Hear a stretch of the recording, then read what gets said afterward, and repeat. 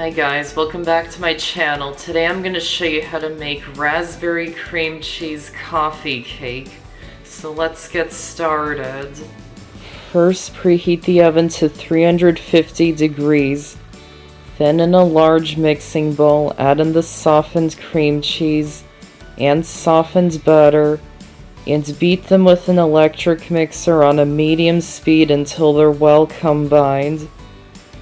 Then add in the sugar, egg, milk, baking powder, baking soda, vanilla extract, and about half of the flour. Mix them on a low speed until they're combined. Scrape down the sides if needed. Then beat it on a medium speed for 2 minutes.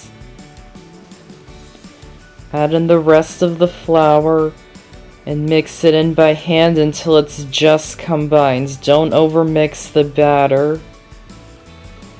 To make the crumb topping, in a medium bowl, add in the flour, brown sugar, cinnamon, and cold cubed butter, and rub the butter into the mixture until it's well combined and the mixture is crumbly. Grease an 8 or 9 inch square baking pan with nonstick cooking spray.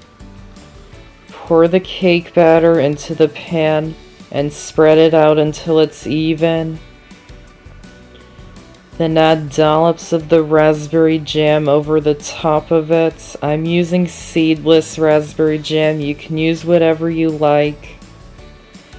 And use the back of a knife to make a marble effect.